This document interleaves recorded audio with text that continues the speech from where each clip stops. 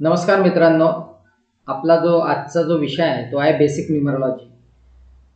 न्यूमरोलॉजीचा सध्या बोलबाला आहे. न्यूमरोलॉजी म्हणजे बहुतांशी लोकांना आता तो विषय त्यांच्यापर्यंत पोहोचलेला आहे. याच्या आधी आपण ज्योतिषशास्त्र याच्याबद्दल बऱ्याचशा बहुतांशी लोकांना त्याबद्दलची माहिती होती आणि त्याच्यानुसार प्रेडिक्शन लोक स्वतः आपलं जाणून घेण्यात उत्सुक होते.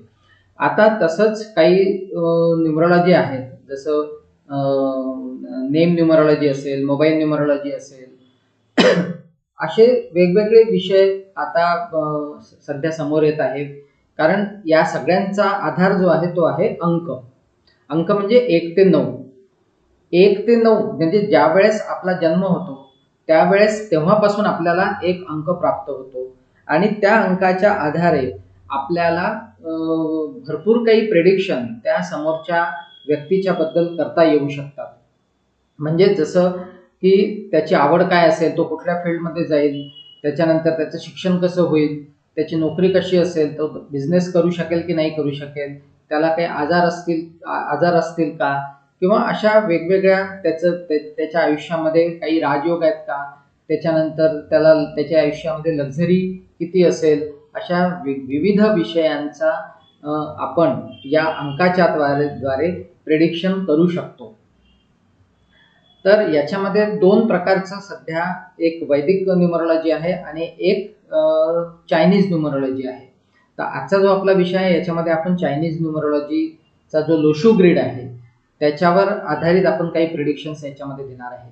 तर बेसिक न्यूमरोलॉजीचा पहिला जो पार्ट आहे की त्याच्यामध्ये अंकशास्त्र म्हणजे काय, त्याच्यानंतर अंक कोणते कोणते, आपल्याला अंक कसे मिळतात, त्यानंतर त्या अंकांवर असणारे जे काही ग्रह आहेत जे रूल्स करतात त्यांच्यावर, त्या अशा एवढ्या विषयांचं आज आपण आजच्या या टॉपिकमध्ये आपण ते कव्हर करणार आहे. तर आपण सर्वप्रथम त्याच्या काही डेफिनेशन्स बघूया की अंकशास्त्र म्हणजे नक्की काय आहे.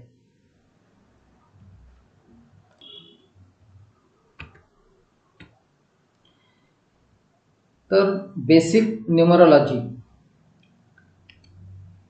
अंकशास्त्र म्हणजे काय आणि त्याचा आपल्या जीवनावर कसा परिणाम होतो. अंकशास्त्र देखील ज्योतिषशास्त्राप्रमाणे एखाद्या व्यक्तीच्या भविष्याची गणना करते. अंकशास्त्रामध्ये संख्यांची जुळवाजुळव करून व्यक्तींच्या भविष्याविषयी माहिती दिली जाते. अंकशास्त्रात सूर्य, चंद्र, गुरु, राहू, बुध, शुक्र, केतू, शनी आणि मंगळ या 9 ग्रहांच्या वैशिष्ट्याच्या आधारे गणना केली जाते. यातील प्रत्येक ग्रहाला 1 ते 9 अशी संख्या दिली आहे. ग्रह कोणत्या संख्येने प्रभावित होतो यावर अवलंबून आहे. म्हणजेच ज्योतिषशास्त्रीय तथ्यांशी संख्या जुळवून एखाद्या व्यक्तीच्या भविष्याची माहिती देणे याला अंकशास्त्र म्हणतात. मगाशी जशी मी त्याच्याबद्दलची थोडीफार डेफिनेशन तुम्हाला दिली, त्याच पद्धतीने अंकशास्त्र म्हणजे काय या ठिकाणी त्याचं विस्तृत वर्णन त्या ठिकाणी केलेलं आहे. आता नेक्स्ट मी जसं मगाशी म्हटलं की 2 प्रकारच्या न्यूमरोलॉजी सध्या आहेत, की एक वैदिक न्यूमरोलॉजी आहे की जी भारतीय शास्त्रांवर आधारित आहे आणि दुसरी जी न्यूमरोलॉजी आहे ती लोशू ग्रिड म्हणजे चायनीज न्यूमरोलॉजीवर आधारित आहे. आता या दोन्ही याचा अर्थ असा आहे की याच्यामध्ये 3x3 चाच स्क्वेअर असतो आणि त्याच्यामध्ये जे नंबर्स आहेत आपले 1 ते 9 हे त्या पोझिशनला प्लेस केलेले असतात. त्याचा एक स्टँडर्ड फॉर्मॅट आहे. वैदिकचा एक वेगळा स्टँडर्ड फॉर्मॅट आहे आणि लोशू ग्रिडचा एक नॉर्मल फॉर्मॅट आहे, स्टँडर्ड फॉर्मॅट आहे. तर लोशू ग्रिड म्हणजे काय, तर Lo Shu grid is a square shape grid with 3 rows and 3 columns.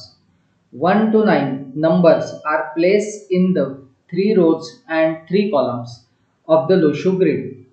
Numbers are arranged in such a way that by adding any 3 numbers horizontally, vertically and diagonally the sum equals to 15. म्हणजे जर तुम्ही आता हा लोशू grid जर तुमच्या समोर जो दिसतोय हा जर तुम्ही बघितला तर याचा हॉरिझॉन्टली जर का तुम्ही त्याची बेरीज केली आणि व्हर्टिकली बेरीज केली, डायगोनली बेरीज केली तरी ती 15च येते. Lo Shu grid is also known as magic or sacred square in Chinese numerology. तर या आधारे त्याचं प्रिडिक्शन आपल्याला करता येऊ शकतं. तर जे नंबर्स मगाशी मी जे तुम्हाला सांगितले होते त्याच्यासाठी हा एक स्टँडर्ड ग्रिड आहे, ज्याच्यामध्ये फर्स्ट जो दिसतोय प्लेन तुम्हाला 492 हॉरिझॉन्टल रो जो तुम्हाला दिसतोय त्याच्यामध्ये 492. आता 4 म्हणजे राहू, 9 म्हणजे मार्स आणि 2 म्हणजे मून. मगाशी जसं मी तुम्हाला सांगितलं की ग्रह आणि त्याचे नंबर्स. आता मी एकदा परत रिपीट करून देतो. 1 म्हणजे सूर्य, 2 म्हणजे चंद्र, 3 म्हणजे गुरु, 4 म्हणजे राहू, 5 म्हणजे बुध, 6 म्हणजे शुक्र, 7 म्हणजे केतू, 8 म्हणजे शनी आणि 9 म्हणजे मंगळ. तर याच पद्धतीने जी प्लेसमेंट जशी केली असेल त्याच पद्धतीने या ठिकाणी त्याच्या खाली त्याचे ग्रह सुद्धा दिलेले आहेत. त्यानंतर दुसरा हॉरिझॉन्टल प्लेन आहे 3, 5 आणि 7. तर 3 म्हणजे ज्युपिटर, 5 म्हणजे मर्क्युरी आणि 7 म्हणजे केतू. आणि थर्ड प्लेन आहे 8, 1, 6. 8 सॅटर्न, 1 सन आणि 6 व्हीनस. आता जसे आपण हे हॉरिझॉन्टली वाचलेत तसेच त्याचे व्हर्टिकल प्लेन सुद्धा आहे. म्हणजे 4, 3, 8, 9, 5, 1, 2, 7, 6 या पद्धतीने हे त्याला प्लेन असं म्हणतात. आणि दुसरे डायगोनली हे कव्हर होतात 4, 5, 6. हा एक याच्यामध्ये राजयोग तयार होतो. दुसरा राजयोग आहे 2, 5, 8. आता याच्यामध्ये बाकी पुढे आपण बघणारच आहोत की याचे एलिमेंट्स आहेत. अर्थ एलिमेंट आहे, मेटल एलिमेंट आहे, वूड एलिमेंट आहेत. त्याच्यानंतर असे जे सगळे एलिमेंट्स आहेत हे सगळे एलिमेंट्स आपण बघू. याच्या दिशा सुद्धा आपण पुढे बघू की कोणत्या कोणत्या दिशेला या प्रत्येक ग्रहाची एक पॉवर त्या ठिकाणी राहते. तर यामध्ये दिशा सुद्धा राहतील. त्याच्यानंतर प्रत्येक प्लेनचा इम्पॉर्टन्स काय आहे, मेंटल प्लेन काय आहे, त्याच्यानंतर तुमचं असे जे सक्सेस प्लेन काय आहेत, असे जे सगळे प्लेन आहेत याच्यातले याचा सुद्धा आपण या पुढच्या याच्यामध्ये विषय घेऊन तुम्हाला समजून सांगू. आता पहिले तर सगळ्यात पहिले आपल्याला हे बघणं आहे की 1 ते 9 जे ग्रह रूल करतात त्या प्रत्येकाच्या क्वालिटीज काय आहेत. म्हणजे गुड क्वालिटीज काय असतात, बॅड क्वालिटीज काय आहेत आणि त्याचा इम्पॉर्टन्स कसा आहे, त्याचा इम्पॅक्ट कसा होतो आपल्या जीवनावर, या सगळ्या गोष्टी पहिले मी तुम्हाला एक बेसिक पहिले त्याच्यातलं समजावून सांगेल. आणि त्यानंतर मग पुढे आपण त्याचे प्लेन, त्याच्यानंतर त्याचे योग, राजयोग आणि त्याच्यानंतर पेअर्स जर असेल तर त्याच्यामध्ये कशा राहील, अशा सगळ्या गोष्टी आपण पुढच्या याच्यामध्ये कव्हर करू. एखाद्या व्यक्तीला कोणते अंक फायदेशीर आहेत, पुढील काळात येणारी कोणती वर्षे महत्त्वाची ठरतील, त्या व्यक्तीस कोणते करिअर, कोणता व्यवसाय लाभदायक ठरेल, कुठला रंग वापरल्यास फायदा होईल, अशा अनेक गोष्टी अंकशास्त्राचा उपयोग करून सांगता येतात. कलर्समध्ये पण तुम्ही एक आता थोडंसं एक बघा की आपल्याला फर्स्ट आपल्या इम्प्रेशनमध्ये म्हणजे पहिला प्रायमरी कलर आपल्याला कोणता आवडतो की ज्याच्यामुळे आपल्याला प्लीझंट वाटतं असं तुम्हाला प्रत्येक ठिकाणी दिसेल. आता याच्यामध्ये हा जो अंकशास्त्र जे आपण बघितलं याचा जो आधार आहे ती आहे आपली डेट ऑफ बर्थ. या डेट ऑफ बर्थच्या आधारे तुम्ही आपण त्याच्यावरून मूलांक आणि भाग्यांक असे 2 अंक आपण त्याच्यातून काढू शकतो. म्हणजे आपली एक प्लेन डेट आणि त्याच्यानंतर त्याच्यातून प्राप्त झालेला मूलांक आणि त्याच्यातून प्राप्त झालेला भाग्यांक. आता मूलांक म्हणजे काय हे आपण सर्वप्रथम समजून घेऊ. अंकशास्त्रात जन्मांक हा म्हणजेच मूलांक हा सर्वात महत्त्वाचा अंक मानला जातो. जन्मांक म्हणजे एखादी व्यक्ती महिन्याच्या ज्या तारखेस जन्मली तिच्यापासून मिळणारा अंक. आता जशी एक डेट आपण या ठिकाणी घेतलेली आहे 5/3/1981. आता या 5/3/1981 मध्ये या तारखेस जन्मलेल्या व्यक्तीचा मूलांक 5 हा होईल. याच्यातली जी फर्स्ट डेट जे तुम्हाला दिसते आहे या ठिकाणी जी म्हणजे 5, म्हणजे दरवर्षी आपला बर्थडे ज्यावेळेस येतो त्यावेळेस ती जी डेट असते ती जी त्या दिवशी तो जो दिवस असतो त्या दिवशी आलेला जो अंक आहे तो म्हणजे आपला मूलांक. आता जर हा सिंगल डिजिट जर असेल तर ठीक आहे, जर तर का तो 2 डिजिट मध्ये आला तर तो तरी पण आपल्याला सिंगल डिजिट मध्ये करूनच घ्यावा लागतो. तर इथे जी तुम्हाला दिसते आहे हा सिंगल डिजिट आहे. आता जर ती तारीख 2 अंकी असेल म्हणजेच 10 ते 31 या तारखांमधील असेल तर त्या तारखेतील अंकांची बेरीज करून तिला एक अंकी बनवले जाते. आता उदाहरण दाखल, जर एखाद्याचा मुलांक म्हणजे पहिली जी डेट आहे ती जर समजा 19 अशी येत असेल तर 19 आपल्याला काय करावं लागेल, 1 + 9 = 10. आता 10 परत 2 डिजिट मध्ये व्हॅल्यू आली तर = 1 + 0. आता ती जी आली 1 + 0 म्हणजे 1. याचा अर्थ मुलांक जो झाला 19 तारखेला जन्म झालेल्या मुलाचा किंवा मुलीचा तो आहे 1. तसेच 28 तारीख जर येत असेल तर 2 + 8 = 10. आणि आता परत 10 आला म्हणून 1 + 0 = 1.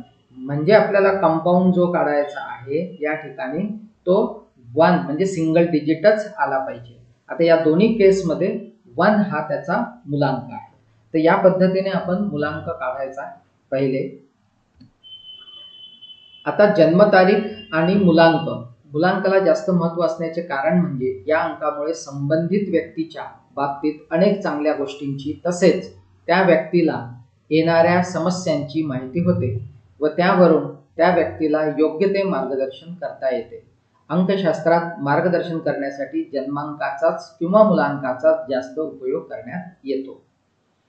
आता या ठिकाणी तुम्हाला दिसत आहे की एक नंबर ज्याचा मुलांक असेल त्या व्यक्ती 1 तारखेला, 10 तारखेला, 19 किंवा 28 या तारखांना त्यांचा जन्म झालेला असेल. 2 नंबर ज्यांचा मुलांक येतो त्याच्यामध्ये 2, 11, 20 आणि 29 या तारखांना जन्म झालेल्या मुलांचा मुलांक येतो 2 तारीख. 3, 12, 21 आणि 30 या तारखांना जन्म झालेल्यांचा मुलांक येतो 3. 4, 13, 22 आणि 31 या तारखांना जन्म झालेल्यांचा मुलांक येतो 4. 5, 14, 23 या तारखांचा जन्म झालेल्या मुलांना मुलांक येतो 5. 6, 15 आणि 24 या तारखांचा जन्म ज्यांचा असेल त्यांचा मुलांक येतो 6. 7, 16, 25 या तारखांचा जन्म ज्यांचा असेल त्यांचा मुलांक आहे 7. 8, 17 आणि 26 या तारखांचा जन्म ज्यांचा असेल त्यांचा मुलांक आहे 8. 9, 18 आणि 27 या तारखांचा जन्म ज्यांचा असेल त्यांचा मुलांक आहे 9. तर आता याप्रमाणे आपण मुलांक कसे काढायचे तर हे आपण आतापर्यंत बघितलेलं आहे. आता याच्यातच सगळ्यात महत्त्वाचा दुसरा जो पार्ट आहे तो म्हणजे भाग्यांक. मगाशी मी जसं तुम्हाला सांगितलं की एखाद्या व्यक्तीचा जन्म झाल्यानंतर त्याचे सगळ्यात पहिले 2 प्राईम नंबर तयार होतात. एक आहे त्याचा मुलांक आणि दुसरा आहे त्याचा भाग्यांक. आता मुलांक तर मी तुम्हाला सांगितला की फर्स्ट जो डिजिट आहे जे तुमचे आलेले असतात त्याच्यावरून तुमचा मुलांक काढायचा आणि भाग्यांक म्हणजे ज्याला आपण लाईफ पाथ नंबर म्हणतो किंवा फॉर्च्यून नंबर म्हणतो किंवा डेस्टिनी नंबर म्हणतो. आता हे मुलांक आणि भाग्यांक, तर भाग्यांक आपण म्हणजे संपूर्ण डेट ऑफ बर्थची टोटल, म्हणजे जसं मगाशी आपण लिहिली होती की 15/1/1985. आता इथे बघू आपण संपूर्ण जन्मतारखेतील सर्व अंकांची एक अंकी बेरीज म्हणजेच त्या व्यक्तीचा भाग्यांक होय. उदाहरणार्थ जर एखाद्या व्यक्तीचा जन्म 15 जानेवारी 1985 ला झाला असेल तर ती तारीख म्हणजेच 15/1/1985 अशी होते आणि या तारखेतील सर्व अंकांची एक अंकी बेरीज 3 होते. आता ती 3 कशी आली त्याचं एक बघू आपण. मगाशी जर सांगितलं की सगळ्या अंकांची बेरीज करायची म्हणजे 1 + 5 + 1 + 1 हा 1 1, त्याच्यानंतर +9 +8 +5 = 30. आता या 30चा पण अजून आपल्याला कंपाऊंड नंबर काढायचा आहे म्हणून 3 + 0 = 3. म्हणजे याचा अर्थ असा झाला की या व्यक्तीचा मुलांक होईल 5 + 1 म्हणजे 6 आणि भाग्यांक जो होईल तो म्हणजे त्याचा टोटल केल्यानंतर 3, म्हणजे याच्यावर 6 नंबर, 5 आणि 1 6 नंबर म्हणजे शुक्र आणि 3 नंबर म्हणजे गुरु. शुक्र आणि गुरु, शुक्राला दैत्य गुरु म्हणतात आणि आपला गुरु. तर असे 2 नंबर या व्यक्तीच्या भविष्यावर म्हणजे या व्यक्तीच्या एकंदरीतच जीवनावर परिणाम टाकणारे असतील.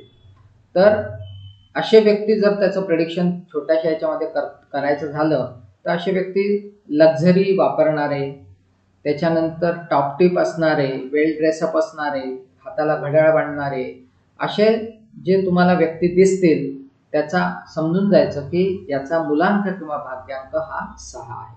शुक्राचे ते ट्रेट्स आहेत. तसंच भाग्यांक त्याचा 3 आहे. आता भाग्यांक जर 3 असेल तर अशी व्यक्ती नॉलेजेबल असतात, विजडम त्यांच्यामध्ये असतो, त्याच्यानंतर स्पिरिच्युअल असतात. तर असं एकंदरीत जनरल एक प्रेडिक्शन आपण आता याच्यानुसार आपण सांगू शकतो. जर का ज्या व्यक्तीचा मुलांक आणि भाग्यांक, मुलांक जर 6 असेल आणि भाग्यांक जर का समजा 3 असेल तर त्याच्यावर शुक्र आणि गुरु हे 2 ग्रहांचा प्रभाव जास्त दिसेल. आता पुढे बघूया. आता आपण अंक आणि त्यांचे गुणदोष थोडक्यात पाहू. आता 1 नंबर म्हणजे सूर्य. सूर्य म्हणजे महत्वाकांक्षा, पुढाकार, आक्रमकता, विजय. आता ज्यांचा मुलांक 1 असेल किंवा भाग्यांक 1 असेल तर अशा व्यक्तींच्यावर जो प्रभाव असेल तो सूर्याचा असेल. आता सूर्य म्हणजे राजा, अतिशय महत्वाकांक्षी असणं, त्यानंतर कुठल्याही कामामध्ये अग्रेसर होणं म्हणजे ज्याला लीडरशिप म्हणतो आपण, आक्रमकता, अग्रेशन, त्यानंतर जिंकण्याचीच महत्वाकांक्षा, विनर, असे हे सगळे लोक, असे जे ट्रेट्स आहेत ते तुम्हाला या व्यक्तींमध्ये दिसून येतील. त्यानंतर त्यांच्यामध्ये निगेटिव्ह जर गुणदोष बघितले तर ते अतिशय इगोइस्ट असतात. ते कोणाच्याही हाताखाली काम करू शकत नाहीत. आपलंच खरं करण्यामध्ये त्यांचा सर्वात जास्त हे असतो, ओढा असतो आणि स्टबर्न असतात, वाकत नाही, झुकत नाही. अशा ह्या सगळ्या ट्रेट्स जे आहेत ते तुम्हाला 1 नंबर ज्यांच्यावर रूल करतो त्याच्यामध्ये दिसते. तुम्ही जर असे लोक बघितले तर साधारणतः तुम्हाला हे सगळे लोक राजकारणामध्ये मोठ्या अधिकार पदांवर दिसतील. 2nd नंबर आहे चंद्र. चंद्र म्हणजे मून. आता मून सगळ्यांना माहिती आहे, तो दर 15 दिवसांनी चेंज होतो. तर त्याच्यामध्ये जी वृत्ती आहे त्याचं जे ट्रेट आहेत त्याचे म्हणजे चंचलता, चपळता त्या ठिकाणी दिसेल तुम्हाला. त्यानंतर मूड स्विंग्स त्याच्यामध्ये प्रचंड दिसतील. भावनिक असतात, इमोशनल असतात. त्यानंतर हेल्पिंग नेचर असते म्हणजे उदारता असते. त्यानंतर धरसोड वृत्ती, त्याच्यानंतर रोमांस, ह्या ज्या सगळ्या गोष्टी ज्या आहे ह्या चंद्र ज्यांच्यावर प्रभाव टाकतो त्यांच्यामध्ये तुम्हाला बहुतांशी सापडताना दिसतील. अतिशय भावनिक असतात. आता त्या भावनेमुळं काय होतं की त्यांच्यामध्ये पण अशी जर समजा फ्रस्ट्रेशन आलं अशा लोकांना तर अशा लोकांमध्ये सुसायडल थॉट सुद्धा जास्त येऊ शकतात. त्यानंतर 3रा ग्रह म्हणजे गुरु. गुरु म्हणजे सगळ्यांनाच माहिती आहे की गुरुची एनर्जी प्रत्येकाला पाहिजे असते. अतिशय उत्साही असणे, असे लोक जे दिसतील तुम्हाला अतिशय उत्साही दिसतील. शिस्तप्रिय म्हणजे डिसिप्लिन ओरिएंटेड दिसतील, हुशार असतील, यशस्वी असतील, त्यानंतर नॉलेजेबल असतील, त्यानंतर स्पिरिच्युअल असतील, अध्यात्माकडे यांचा जास्त ओढा असेल. असे जे प्रभाव असणारी जे लोक असतात त्यांच्यामध्ये तुम्हाला हे सगळे गुण त्या ठिकाणी दिसतील. जर त्याच्यानंतर आहे 4 नंबर म्हणजे राहू. आता आपण ज्या जगामध्ये किंवा ज्या युगामध्ये आपण राहतो आहे, आज तुम्ही जर बघितलं असेल तर सगळं इलेक्ट्रॉनिक्स अँड कम्युनिकेशन, त्याच्यानंतर इन्फॉर्मेशन्स, हे जे सगळे माध्यम आहेत किंवा आता असणारे आपल्या आजूबाजूला असणारे गॅझेट्स आहेत म्हणजे लॅपटॉप असेल, मोबाईल असेल, इंटरनेट कनेक्टिव्हिटी असेल, कम्प्युटर्स असेल, ज्याच्यामुळं आपण सगळे त्याच्या भोवती आता फिरतो आहे. ह्या या सगळ्यांवर प्रभाव जो आहे तो राहूचा आहे. त्यामुळे आता जे म्हटलं जातं की हे कलियुग आहे, म्हणजेच राहूचं युग आहे. कारण ॲनालिटिकल माइंड अशा लोकांचा खूपच स्ट्रॉंग असतो. इंट्युशन पॉवर यांना सगळ्यात चांगली असते. त्यानंतर बोलण्यामध्ये एकदम तोंडावर बोलणारे, फटकळ बोलणारे असतात. त्यानंतर दुतोंडी असणे, म्हणजे कधी काय सांगितलं कधी काय सांगितलं, त्यांचा थांग पत्ता लागत नाही, अंदाज येत नाही अशा लोकांच्या पर्सनॅलिटीचा. त्यानंतर डिस्टर्बन्स क्रिएट करणे. तर आता असं म्हणतात की असे जे ट्रेड्स आहेत, असे जे लोक आहेत ते यशस्वी होतात राजकारणामध्ये. म्हणून राजकारणामध्ये याच्यासाठी इंटरेस्ट असणाऱ्यांची जर कुंडली बघताना शक्यतो राहूचा विचार केला जातो, शनीचा विचार केला जातो, तर राहूचा प्रामुख्याने विचार केला जातो. त्यानंतर बुध, त्यानंतर नंबर आहे 5. 5 हा जो नंबर आहे हा बॅलन्सचा नंबर आहे. अंकशास्त्रामध्ये याला एक विशेष महत्त्व प्राप्त आहे.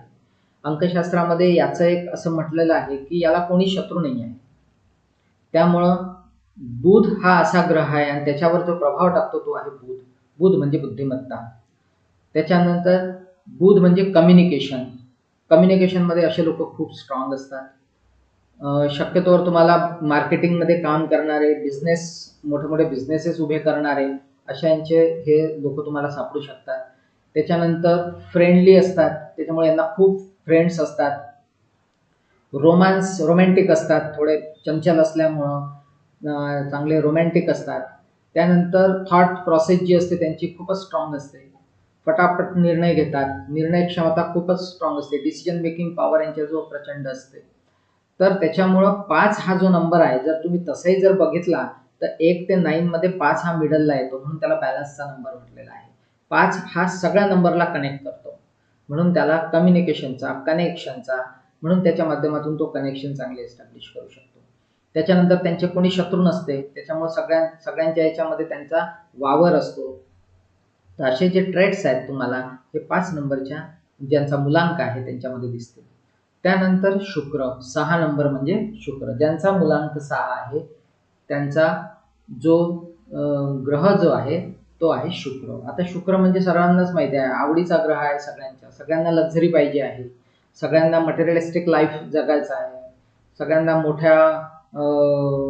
सगळं यश त्यांना पाहिजे आहे, सुबत्ता पाहिजे आहे, आर्थिक संपन्नता पाहिजे आहे. अशांच्यासाठी जो ग्रह आहे तो म्हणजे शुक्र. म्हणजे यशस्वी, विश्वासपात्र, आग्रही, कौटुंबिकता, म्हणजे हे फॅमिली ओरिएंटेड लोक असतात.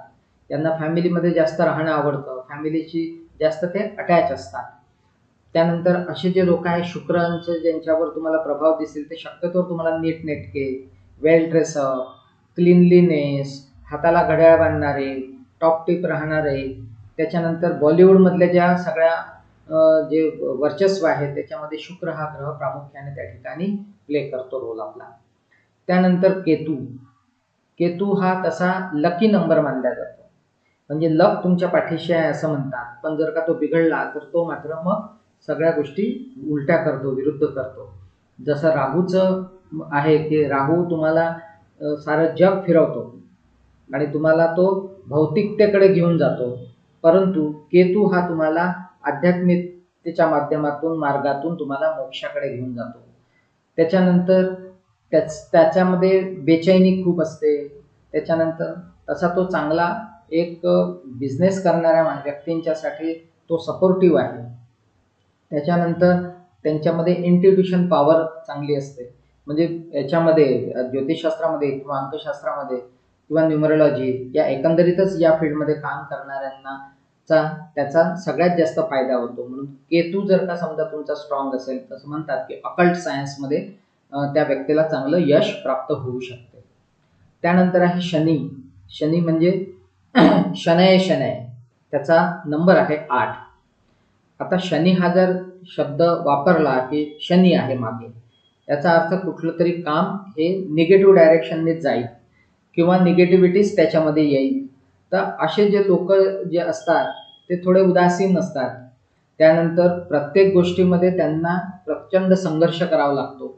लेबर वर्क अपेक्षित आहे, हार्डवर्क अपेक्षित आहे, त्यानंतरच शनी त्यांना त्याचे फळं देतो. म्हणून उशिरा जे काय मिळतं ते सगळं आयुष्यामध्ये ज्यांच्यावर 8 नंबर रूल करतात त्यांना आयुष्यात सगळं उशिरा मिळतं. गोल चेहऱ्याचे तुम्हाला असे लोक तुम्हाला सापडतील की ज्यांच्यावर शनीचा प्रभाव सर्वात जास्त असेल. परंतु शनी हा ग्रह अर्थ एलिमेंटचा असल्या कारणाने तो संपत्तीमध्ये तुम्हाला खूप चांगला बेनिफिट देऊन जातो. अशा लोकांकडे चांगली संपत्ती तयार असते, म्हणजे चांगली संपत्ती ते तयार करू शकतात. जमिनीच्या माध्यमातून ते संपत्ती त्यांची चांगली मोठ्या प्रमाणात तयार होऊ शकते. त्यानंतर मगाशी मी जसं सांगितलं की उदासीन असतात, नर्वस राहतात, तर असे जे ट्रेड्स तुम्हाला सापडतील ते शनी या ग्रहाचे सापडतील. त्यानंतर 9 नंबर आहे मंगळ. 9 म्हणजे मंगळ. आता मंगळ आणि सूर्य यांचं एक असं नातं आहे की जवळपास सारखेच ट्रेड्स तुम्हाला या दोन ग्रहांमध्ये दिसतील. तर सूर्य म्हणजे राजा आणि मंगळ म्हणजे सेनापती. आता मंगळ म्हणजे सेनापती, सेनापतीचं कामच आहे की राजाच्याच प्रती सारखं त्याला त्याचं लाईफ जगावं लागतं किंवा तो जगतो. म्हणजेच जर तुम्ही बघितले असतील मंगळाचे लोक, तर हे शक्यतो तुम्हाला पोलीस डिपार्टमेंट आहे, आर्मी आहे, अशा ठिकाणी ते तुम्हाला सापडतात. तर त्यांचं काम आहे त्या ठिकाणी एक त्यांच्यामध्ये बाणेदारपणा असतो, लढाऊपणा असतो, त्यानंतर प्रचंड संघर्ष करण्याची त्यांची तयारी असते, आक्रमकता असते, अग्रेसर असतात प्रत्येक कामामध्ये, त्याच्यानंतर अतिशय स्टबर्न असतात, त्याच्यानंतर इगोइस्टिक असतात. तर हे जे सगळे ट्रेड्स तुम्हाला दिसतील, त्याच्यानंतर त्यांची वाणी प्रखर असते, बोलण्यामध्ये त्यांच्यामध्ये एकदम अग्रेशन असते. तर असे जे सगळे लोक जे तुम्हाला सापडतील ते सापडतील तुम्हाला मंगळाचे ट्रेड्स असणार आहे. म्हणून तसे तो जो कलर त्याला जो हे करतो, इंडिकेट करतो, तो रेड कलर आहे मंगळाचा. म्हणून तुम्ही आपल्या शरीरामधलं जे ब्लड सुद्धा आहे त्याला सुद्धा आपण मंगळाचीच उपमा दिलेली आहे. तर आता याप्रमाणे आपण जे सगळे अंक बघितले आणि आता परत एकदा जर का समजा मागे आपण जर गेलो तर आपण जे बघितलं की अंकशास्त्र म्हणजे काय, त्यानंतर जे ग्रीड आहे, मगाशी मी जसं सांगितलं तुम्हाला की एक लोशू ग्रीड आहे, चायनीज ग्रीड आहे. तर ह्या दोन ग्रीड पैकी आपण जो आज जो बघणार, आता या कोर्समध्ये जो बघणार आहे तो आहे लोशू ग्रीड. त्यानंतर लोशू ग्रीड म्हणजे काय, त्याची प्लेसमेंट कशा करायच्या, 3x3 चा स्क्वेअर कसा पॉइंट आउट करायचा, त्याच्यामध्ये ग्रह कसे प्लेस करायचे, नंबर्स कसे प्लेस करायचे, याच्याबद्दल आपण बघितलं. त्यानंतर मुलांक म्हणजे काय, त्याच्यानंतर भाग्यांक म्हणजे काय, म्हणजे लाईफ पाथ नंबर म्हणजे काय, आणि आता आपण बघितले की त्या ग्रहांचे ट्रेड्स काय, त्या ग्रहांच्या क्वालिटीज आणि गुड क्वालिटीज आणि बॅड क्वालिटीज, या सर्व गोष्टींचा आपल्या जीवनावर किंवा आपण ज्याचं प्रेडिक्शन करणार आहे त्याच्या जीवनावर कसा प्रभाव पडतो, या संदर्भात आजचा विषय आपण या ठिकाणी थांबवूया. इथपर्यंत आपण आज केला. आता नेक्स्ट आपला जो व्हिडिओ असेल तर त्याच्यामध्ये आपण पुढचा जो चॅप्टर आहे तो 1 बाय 1 आपण त्याच्यामध्ये कव्हर करणार आहे की 1 नंबर म्हणजे एकूण डिटेल पार्टमध्ये आपण त्याला समजून घेणार आहे. 1 2 3 4 अप टू 9 पर्यंत सगळे डिटेल पार्टमध्ये आपण समजून घेऊ. तोपर्यंत आज आपण हा विषय इथेच थांबवूया. धन्यवाद. थँक्यू.